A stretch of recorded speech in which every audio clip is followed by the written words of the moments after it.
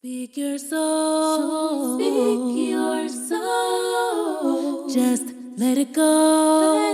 Let it go. Speak your soul. Speak your soul. Let it flow. Let it flow. Let it flow. Let it flow.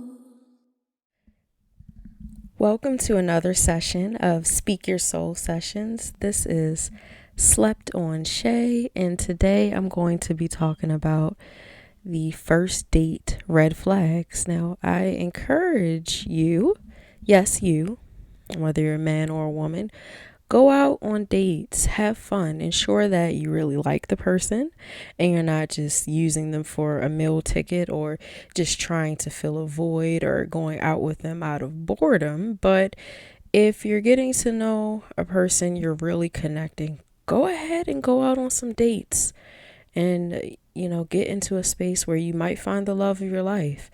I know that it's easier to be guarded and cold-hearted because of, self-preservation and trying to protect yourself. But seriously, go out on a date. It'll be a good time. And even if it doesn't work out, at least you're figuring out more about yourself, discovering what you like and what you don't like, and you'll be one step closer to having your person. Seriously, get out the house, go on a date.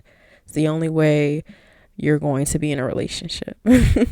Okay, so here are 5 first date red flags. So this is usually tips that are geared towards when you're actually out on the date, or there is going to be one tip, before you go out on the date, right? And that is number 1, lack of information.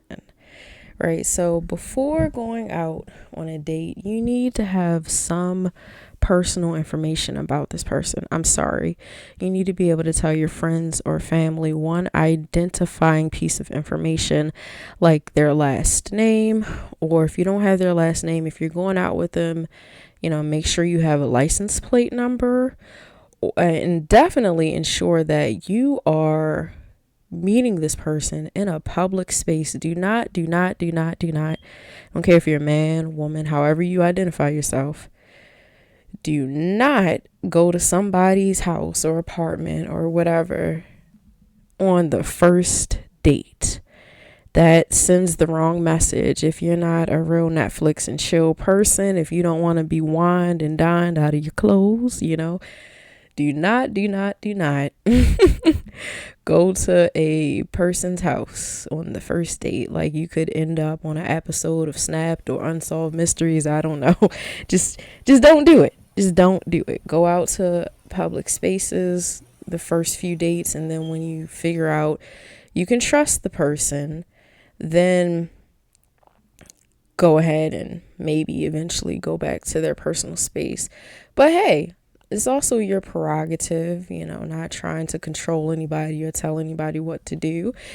If you do, want to go back to somebody's place, the first date, no judgment, just make sure you have enough information so that you can be safe and you don't end up missing and people can get to you if they need to. Just get that information.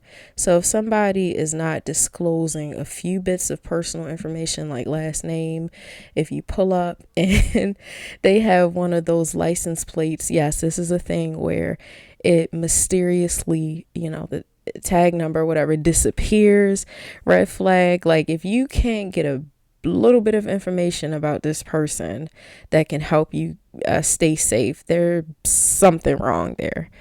All right.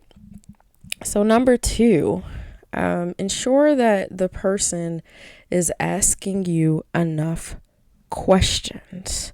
All right. Things that indicate that they're really into you, they're really trying to pick your brain, get into you. If the person cannot hold a conversation and they're not asking enough questions and there's a bunch of awkward silences, because the first date can just be awkward by nature, right? You're meeting a complete stranger, trying to fill them out.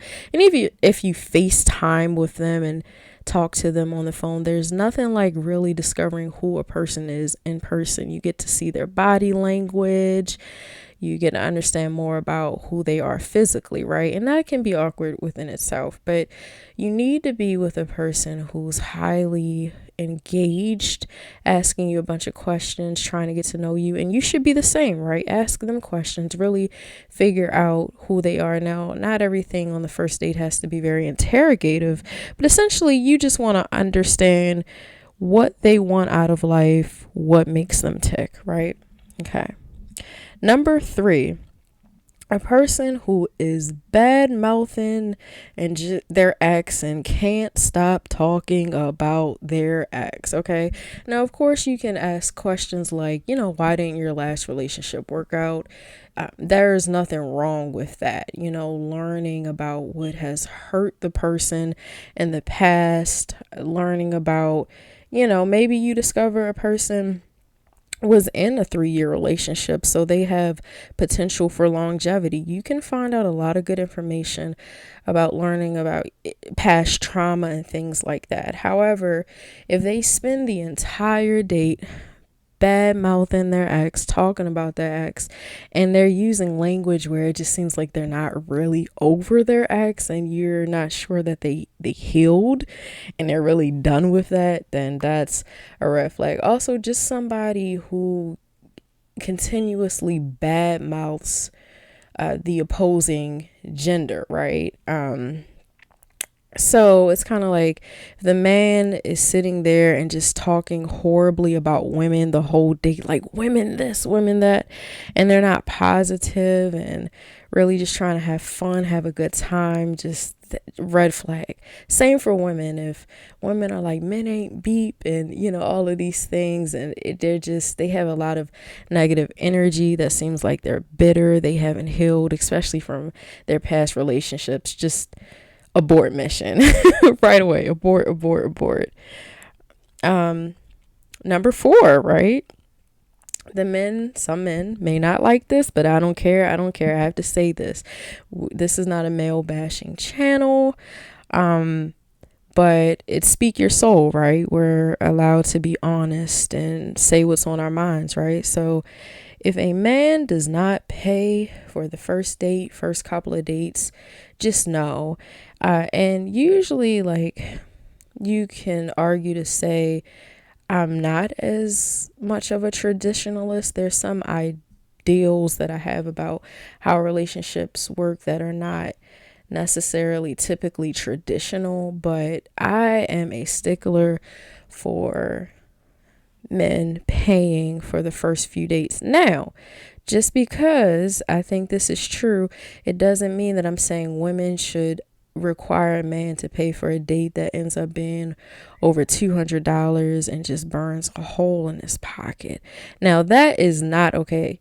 But if a man is not willing to spend $20 on you for a cute date, $30, whatever he considers a cheap little amount to be, he will not do anything for you. This is not the type of man who will show up to your rescue at all. If he's being picky and finicky over a few bucks, come on now. Now, I will say this, right? Because men deserve to be loved and honored too. If you become very established with a woman and, a few dates have happened and you've done the most for her, or you've done things for her and she never does anything for you, like you're in a relationship and every birthday she just gives you tube socks and she never pays for a haircut, or she never, pays for you to have amazing days as well, that is a red flag as well, right? Like, women should also return the favor eventually. But I think that for me, this is my preference. If this is not your preference, nobody's attacking you. But I think that men who complain about a cheap date, that's a problem. And finally, the 5th first date red flag is someone who's just not present, right? So it kind of does connect to a person asking enough questions about you, just holding a great conversation, but also being on their phone the whole time, not having eye contact, not looking you in your eyes, just you want to be around a person who is just genuinely into you, and you see that and you feel that. So somebody, I get like, if you have figured out on the second or third date, like, this is about to be my person, and you want to pull out your phone to take cute pictures and videos and, just to share your experience, and that's great. But a person that's just texting, not being there, someone who just keeps trailing off, going to the bathroom, just never just fully being there and present, that's just a problem as well. And so, yeah, those were the first date red flags. I hope that you enjoyed listening to this. And if you did, remember to share, comment, please. I need people to comment on things that they want me to talk about. Every now and then I'm able to find very interesting topics to discuss, but as this channel continues to grow, I really want to hear from the people. After all, as I've said before, this is Speak Your Soul Sessions. It's not just Speak Slept On Shay's Soul Session. So as this channel continues to grow, I need comments like, what do you want to hear me talk about? What do you agree with? What do you not agree with? So if you're loving the content, share, subscribe, hit that notification bell to ensure that every time I post a deep and thought-provoking session, you have access to it and you can see it right away. All right, well, I hope that you have a good day, afternoon, evening, or night, wherever you may be in the world.